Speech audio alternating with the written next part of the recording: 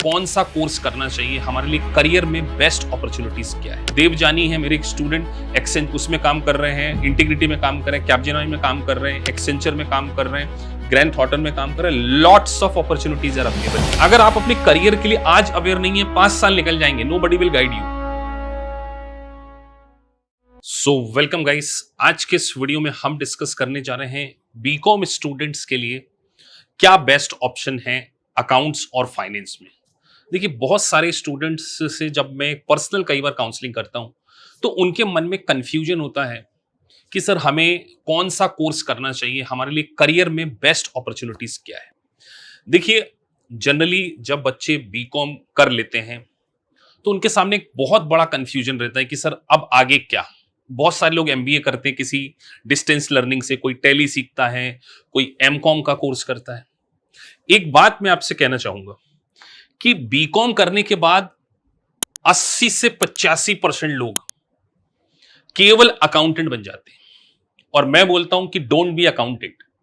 केवल अकाउंटेंट आपको नहीं बनना है, क्योंकि अकाउंटिंग प्रोफाइल में अगर आपने किसी प्रोफेशनल डिग्री को अचीव नहीं किया तो आपकी आने वाले 10-20 ईयर्स, सच कह रहा हूं, वेस्ट हो सकते हैं।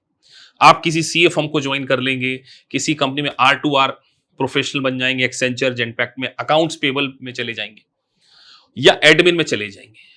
तो एक बीकॉम स्टूडेंट जो सबसे बड़ी गलती करता है वो बीकॉम के बाद किसी प्रोफेशनल डिग्री को अचीव नहीं करना, उसकी लाइफ का सबसे बुरा डिसीजन है। अब क्वेश्चन ये आता है कि सर आप प्रोफेशनल डिग्री के बारे में बहुत बात करते हैं, लेकिन बीकॉम स्टूडेंट को कई बार लगता है कि उसकी सेल्फ लिमिटेशंस हैं, उसमें वो स्किल नहीं है, क्या उससे हो पाएगा या नहीं हो पाएगा।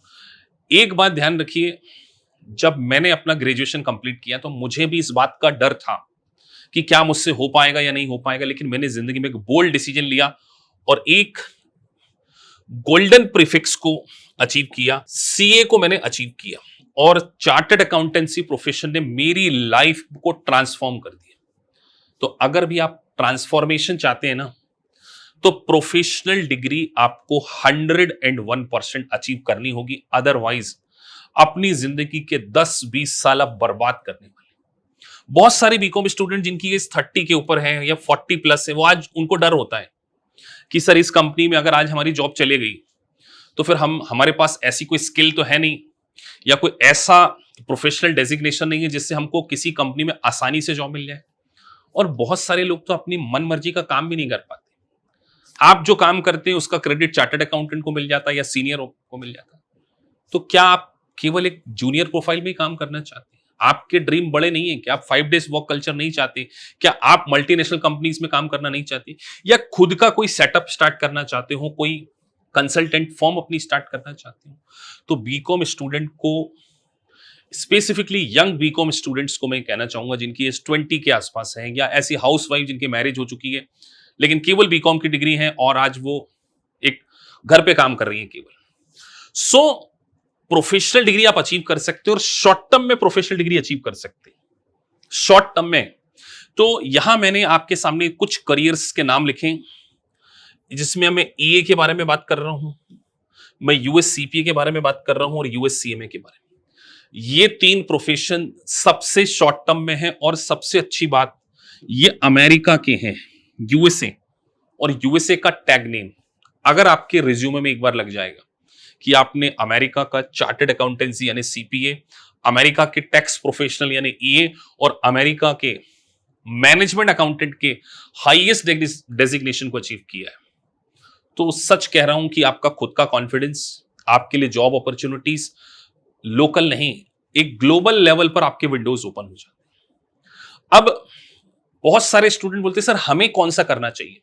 कई ऐसे स्टूडेंट जो बीकॉम फर्स्ट ईयर में, जिनका भी ग्रेजुएशन नहीं हुआ, मैं बोल रहा हूं कि अगर आप आपके करियर को टैक्सेशन में बनाना चाहते हैं, आप ईए को स्ट्रेट फॉरवर्ड स्टार्ट कर लीजिए। यूएस टैक्सेशन का हाईएस्ट क्रेडेंशियल है।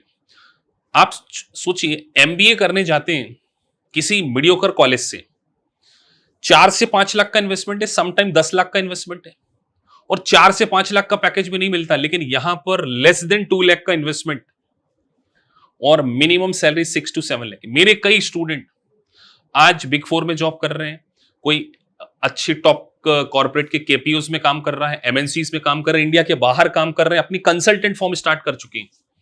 लेकिन सर हमें टैक्स में बिल्कुल इंटरेस्ट नहीं है। आप यूएससीपीए भी कर सकते हैं, सर्टिफाइड पब्लिक अकाउंटेंट।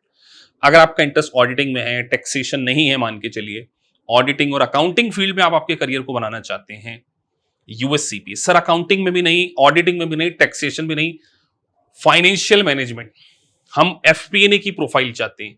हम चाहते हैं कि हमारा जो करियर है वो प्लानिंग एंड बजटिंग में आए, हम एडवाइजरी रोल में आना चाहते हैं, यूएससीए में करिए।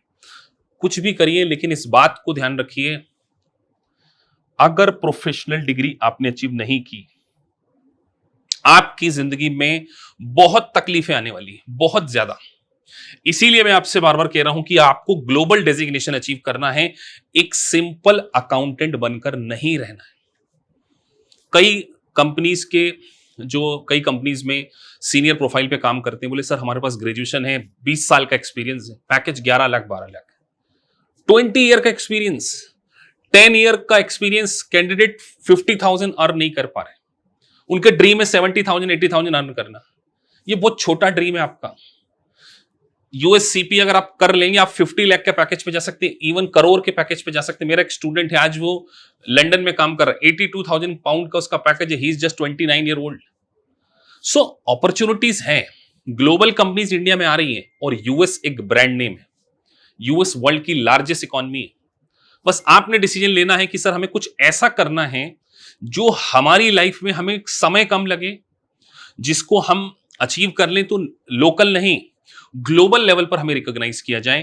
तो उसके लिए ही मैं आपसे बोल रहा हूं कि आपको इन तीनों कोर्स में से किसी एक कोर्स को कर लेना चाहिए।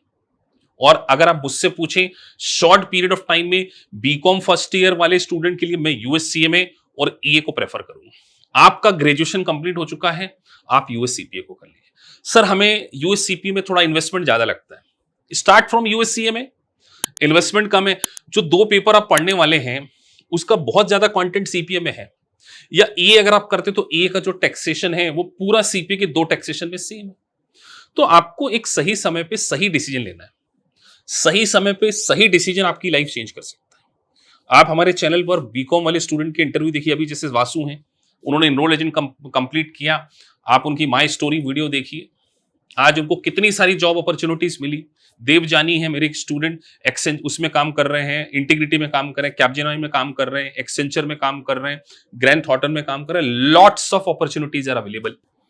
लेकिन आपको अवेयर होना पड़ेगा। अगर आप अपने करियर के लिए आज अवेयर नहीं है, 5 साल निकल जाएंगे, नोबडी विल गाइड यू।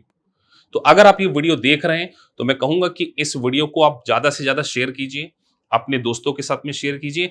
मैं ये नहीं कह रहा कि कोचिंग आपको हमसे सिर्फ लेना है, आप अपने करियर में एक स्किल को सीखिए, और स्किल अगर आपने सीख ली, आप देखिए आपकी लाइफ में कितने बड़े लेवल का ट्रांसफॉर्मेशन आ सकता है। मैं हमेशा एक लाइन बोलता हूं, लिव विथ प्राइड और लिव विथ रिग्रेट। आपकी चॉइस है कि आने वाले 10 साल बाद या 5 साल बाद आप रिग्रेट करना चाहते हैं या अपनी लाइफ को प्राइड के साथ में जीना चाहते हैं। तो मिलते हैं फिर किसी वीडियो में। अगर आपको वीडियो अच्छा लगा है so please like and subscribe the channel. Thank you for watching this video. Thank you very much.